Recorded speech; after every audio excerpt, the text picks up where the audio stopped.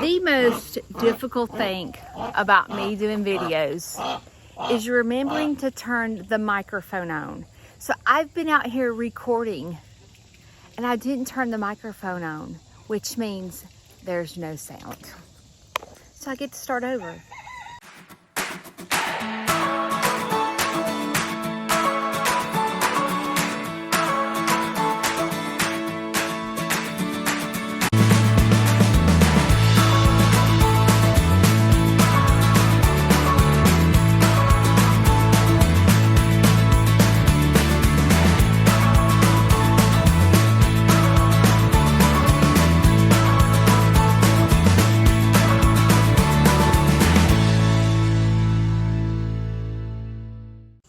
As you see, I'm not in overalls this morning. Today's Sunday, and I got ready, and Garth came out here and did the animals this morning while I was getting ready, because today we're gonna take Shane's mom out to eat for lunch. And I have to say that I'm super excited, simply because in 2019 we moved to Coleman, and y'all, there is no Chinese restaurants in Coleman. It drives me crazy. There is Japanese, but no Chinese. So we're driving to Trustful, which is about an hour and 15 minutes, to meet his mom to eat Chinese food. You know, that's desperation, like dying for Chinese when you drive an hour and a half one way to eat Chinese. And although Garth did the animals this morning, y'all, I'm super overprotective. Like, he came out here and he did his best, but like, I have to come back and check around. It's just like part of my protective mother syndrome, I guess, to make sure he did everything right, because I get super paranoid, because Penny Lane is a full-time job. So he said, she walked out of the coop, but she didn't go over there with the waters. And I said, did you physically pick her up and put her over there? And he said, no. And I said, I've got to go out there and help her. So in the mornings, I let her exercise her legs. And you see she doesn't really float well. She floats awkward. So I have to sit out here and watch her. But it's important that she moves her legs and begins to exercise her legs as she rehabilitates. Penny Lane. I have to say that I cannot believe that I recorded half the video without turning the mic on. So now my mic's dead, so we're gonna have to deal with no mic this afternoon. In my point of view about being overprotective about animals, I think that's just a mother instinct. like anytime we leave our babies, it's kind of like, it's hard to settle. And this is a problem that my family members feel, because they're like, Mom, you can never leave the farm, or Judy, you never can leave the farm. You never can go because you're always having to do farm stuff. And they're correct. Having a farm is a full-time job, and it's a commitment. And sometimes you find, I talk about balance all the time. If you join me live, you'll hear me talk about balance a lot. And I do believe leaving my farm is a bit off balance, simply because it's like I can't rest assured. I worry about predators coming to get my animals and so forth, but it's not really healthy to never leave your farm, because, you know, you need to get away sometimes.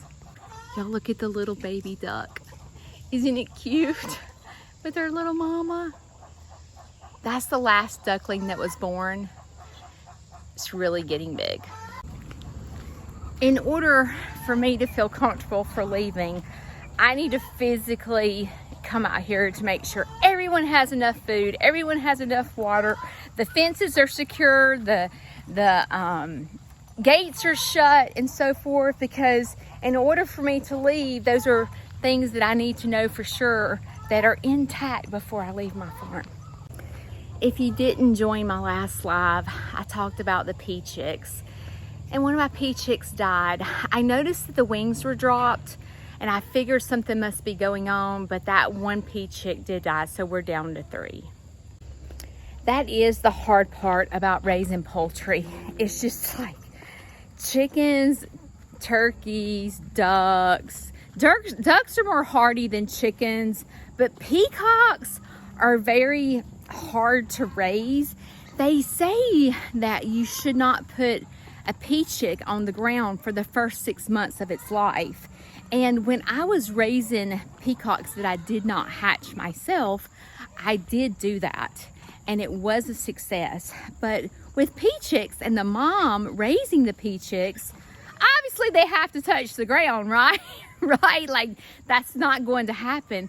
So I'm just, it's really ironic that when a mother raises babies, it's totally different than us humans raising the babies. Like, everything changes. It's like, when baby chicks are born, they have to be 100 degrees. And sometimes when mamas hatch babies out here and it's not 100 degrees, I'm thinking, how in the world do they live? And it's like, I guess it's like an animal just like us. The mother instincts kick in and they know exactly what to do.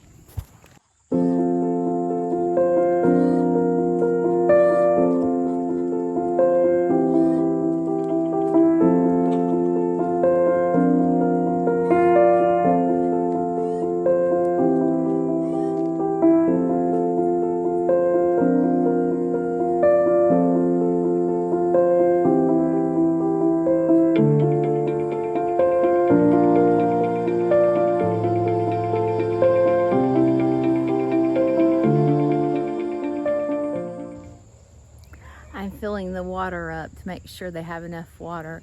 This weekend we haven't been quite as busy as we normally are, and that's simply because we had a rental of our farm, and we had twins that had their first birthday here at Snead's Farmhouse, and they had a huge family. There must have been 60 plus people here on Saturday, so we had to close down our farm for tours because obviously they had rented the farm for the day. So it went really well. Also this week I've been under the weather. I had a double ear infection and a respiratory infection, and I just haven't been feeling good. I've been on antibiotics and steroids, but it's Sunday and it's been almost a week and I'm feeling much better. Something I've been on the struggle bus with lately, and I want to show you guys what it is, but it's this rabbit enclosure right here. I had this brilliant idea to make a rabbit little sanctuary out here. I have 2 rabbits in there. They're 2 girls. One has been fixed and the other one has not, and I have this cute little house for them with a little hideaway. But it doesn't seem like something's missing, and they seem happy because they're not stuck in cages, which is exciting, I don't like rabbits to be stuck in cages all the time. But I have this little, thing for entertainment. I have a water out here. I have the place for their hay and water, but rabbits like to dig, and it just seems like this is becoming a train wreck. I did put, you see these little things right here? These are litter boxes so they don't pee and poop all in there. And that seems to be going well. They are becoming litter box trained, which is fantastic. But something's missing. So let's go in here and I'm going to show you around. So this is, you see this little tunnel right here?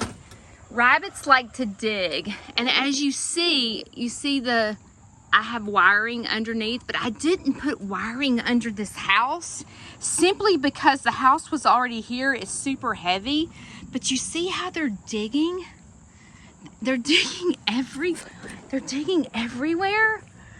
and they've dug this tunnel right here, and I'm worried how deep they're going, and I can't get under there because this house is here, and they seem to stay, right at the edge, but this looks terrible to me and I don't like it.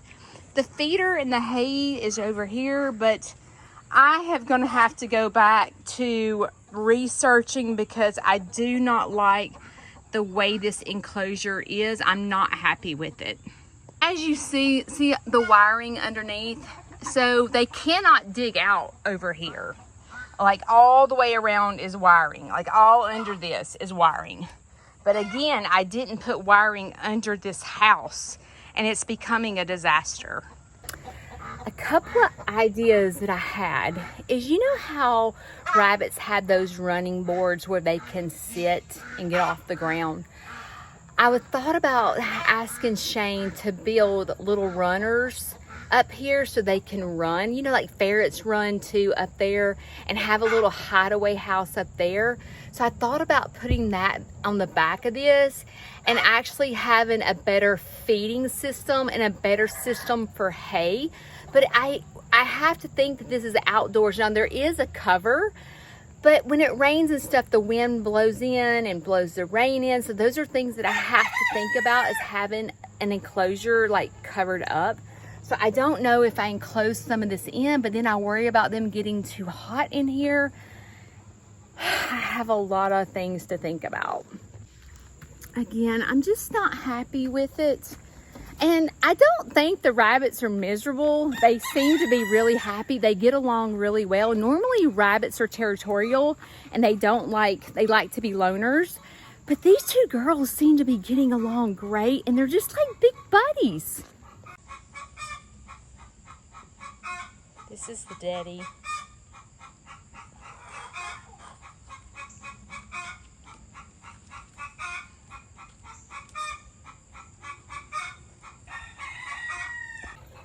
It looks like I have all the poultry in place. Everybody's got food and water for me to leave. But I need to go check on the big animals. You know, I wish I knew how much longer she had. And I told you guys, if I have my numbers right, she is a little over halfway of her pregnancy. But again, I'm not 100% sure because I didn't write it down this time, because I had given up that she would ever get pregnant. That was a mistake. So I'm gonna go out here and check on her, make sure she's okay. Rogie, what are you doing? Rogue, he's my baby. Oh, he's such a mama's boy. He's such a mommy's boy, isn't he? He's such a mommy's boy. I'll be back, okay? Maybe this week you can get your shoes on and we'll go play, okay? You wanna go to the dog park?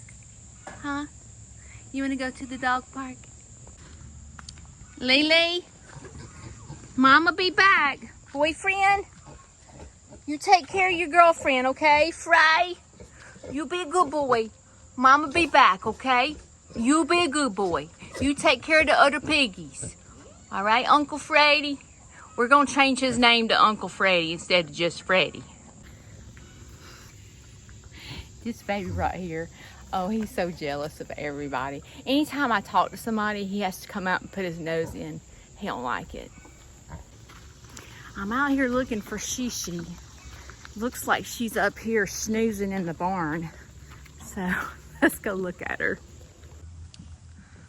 Hey, Mama. Hey, sweet Mama. How you doing, baby girl? Huh? You doing okay? Looking at her talking to me. I love you, Shay. Yes, I do. I love you. Look at that big old belly. I love you. I'll be back, baby girl, okay? Boyfriend and Uncle Frey's gonna take care of you. Uncle Frey, you coming to check on her? Okay, Johnny, you be a good boy. Okay? Y'all be good boys. Hound dog, you take care of Johnny, okay? It's so funny. I act like I'm going to be gone for weeks. Just weeks. I'm literally going to be gone just a couple of hours.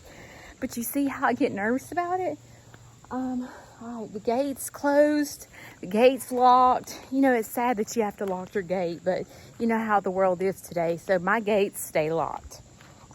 We had a local farm that some teenagers went and opened their gate and let all their animals out in the middle of the night. So that was an eye-opener for me that my gates will stay locked at all times. Cappuccino!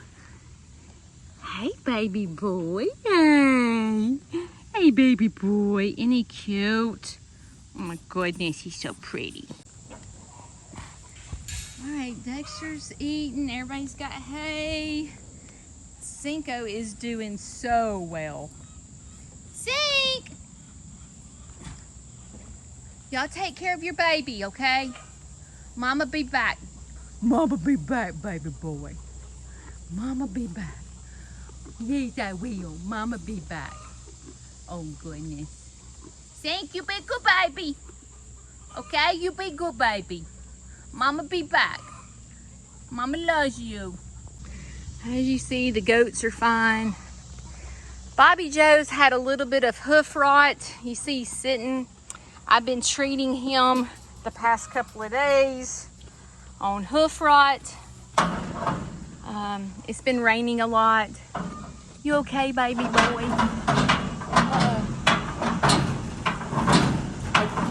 You know what that noise is? Here's what that noise is. Daddy's scratching. Dexter! I believe everything's safe for me to leave the farm for just a couple of hours. Like I said, it's always difficult. Sometimes, you know, sometimes as moms, we put a lot of pressure on ourselves, don't we? We do. Because we want to make sure everything's okay. We're fixers. Moms are fixers. And we like to put band-aids on things and fix them. And if you're a mom, you know we can't fix everything, right? We can't. You'll drive yourself crazy trying to fix everything. So now it's time for me to stop. Everybody's taken care of and go have a good time. I want y'all to look how big my turkeys have gotten. Look at that. I'm pretty sure that's a tom. That's the baby. And here's the other two. This is Mama. Mama is, why has she got her wings dropped? She may be laying. Those are their 3 chicks that she's raised. And she didn't really take to the turkeys, but she took to the baby chicks. She has done so well. They've gotten so big. I'm proud of her.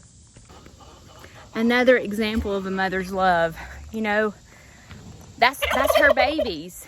They're chickens, they're not turkeys. But you can't convince her any otherwise, because those are her babies. She raised them, even though, like I said, they're not turkeys. And it's so sweet to watch things like that on a farm. Animals can teach us humans so much about life, you know? And I try, when I come out here to my farm, I try really hard to not just look at the animal, but actually look at what is happening on the farm. Like the non-discrimination and all those things that I teach on my farm and all the soft skills that these animals teach. I really try to come out here and just observe, because these animals teach me something every single day. And then I like to pass that along to you.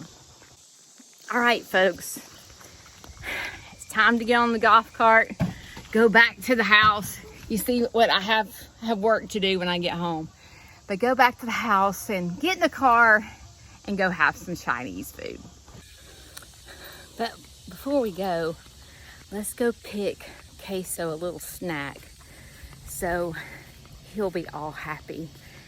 His favorite things are these hibiscus flowers.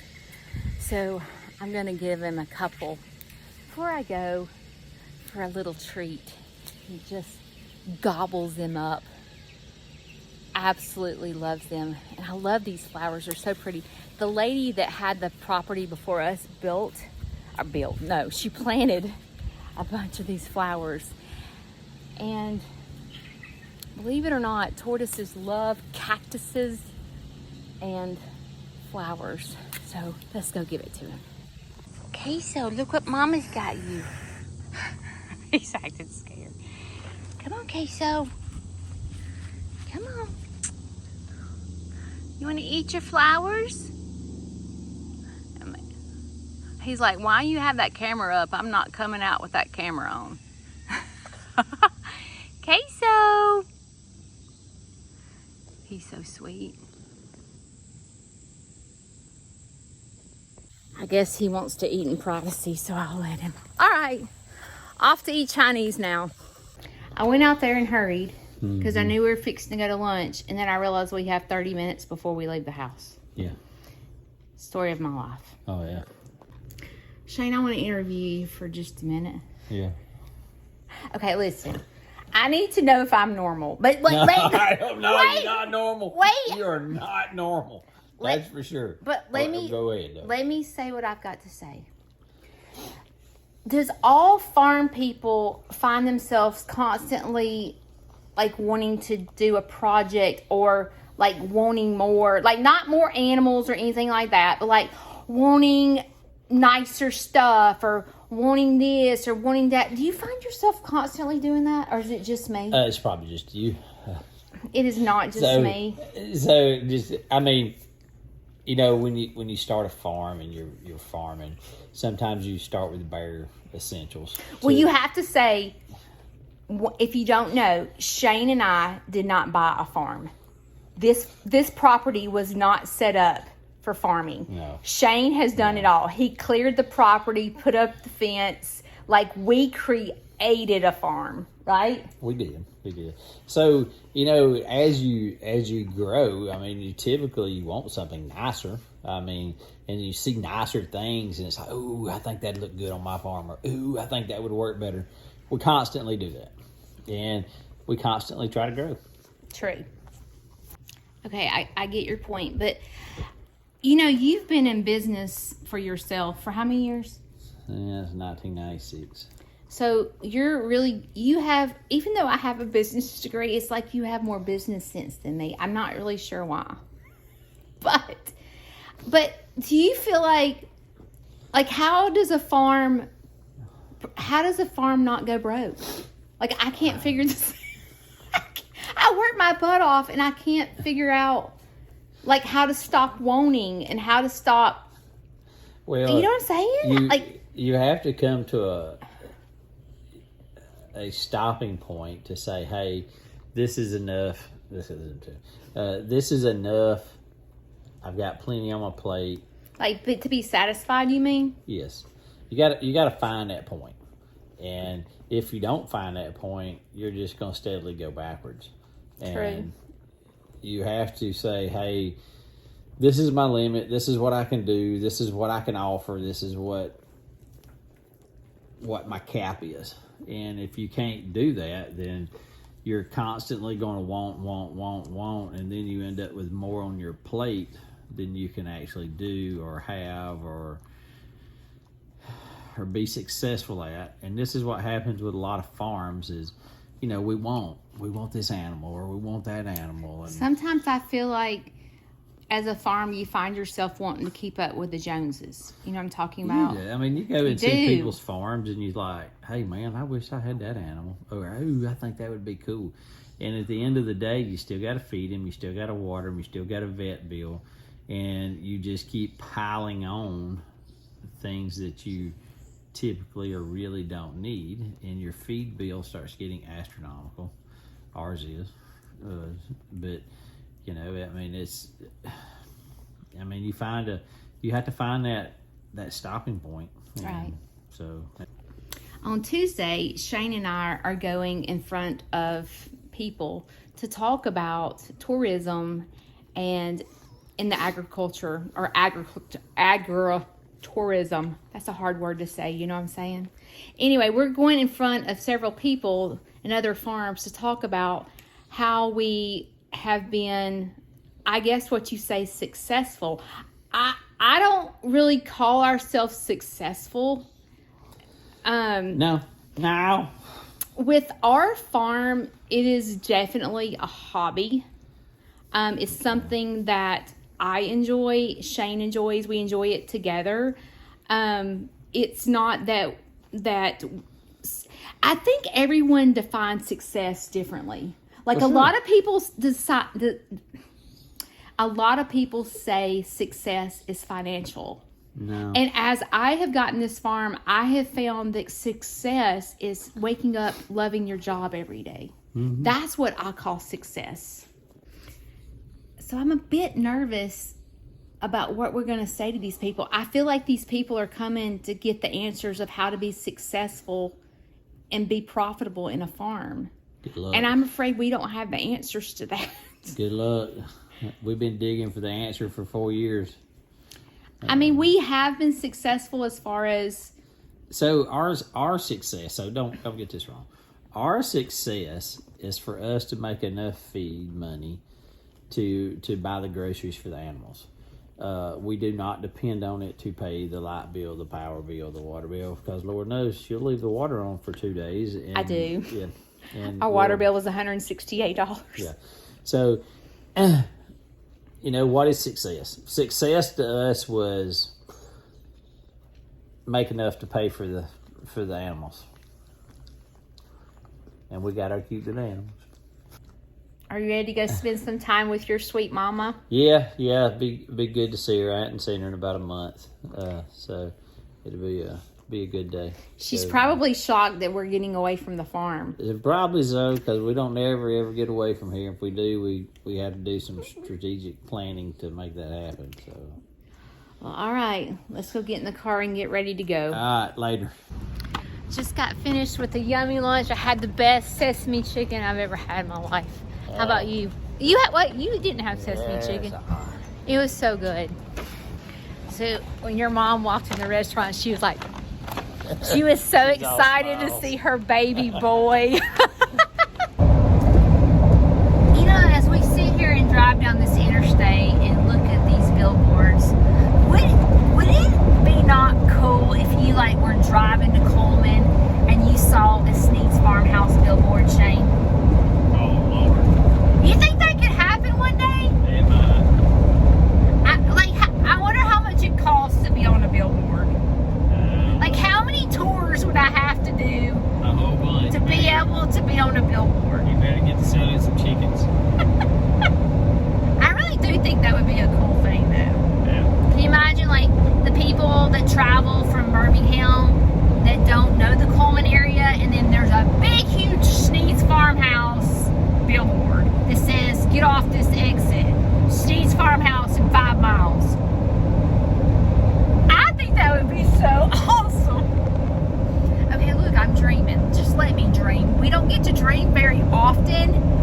So just let me enjoy the moment of not having to shovel crap and just daydream for a minute, right? Yeah. Nothing wrong with daydreaming. I'm going to look it up to see how much it costs to be on a billboard. And then I'm going to figure out how many tours I have to do in a month. Chickens you got to sell. I can't sell chickens. I'm going to see how many tours I have to do in a month. Yeah, we can sell chickens. I can't sell chickens, They for sale all day long. So you can call me anytime you want. Nobody. FaceTime me, TikTok me, Snapchat me, do whatever. I'll get you some chickens around here. No one is taking my chickens. No one. Promise you she won't miss none. Yes, I would. I just Googled how much it costs to be on a billboard. Shane, guess how much it is. I'm scared. Okay, do you consider Coleman mid-size or large-size city? Mid-size. What number did you say it was before we went and looked? $3,500 a month. How much do you think it is to be on a billboard? Are y'all ready for this? It's $2,000 a month to be on a billboard. Well, do you have to sign a contract like that you'll do it for a year, or can you just do it month to month? You can just do it month to month. So maybe I could just be on the billboard for a month? $2,000. So what? I have to have 200 people tour my farm in a month? Yeah, and we gotta sell about... and then my animals can't eat. And we gotta sell about 50 chickens. We're not selling chickens, Shane. Stop saying that. I don't sell my chickens. Private chicken sale. Call me, email me. We're just going to stop this video because he keeps trying to sell my Snapchat chickens. me. Bye! We're getting off the exit. So we drove an hour and a half to eat lunch with his mom and drive back. Oh wait, we did make one stop at Sonic. Because my Jeep stops at Sonic every time it gets out because I am a Sonic drink fanatic.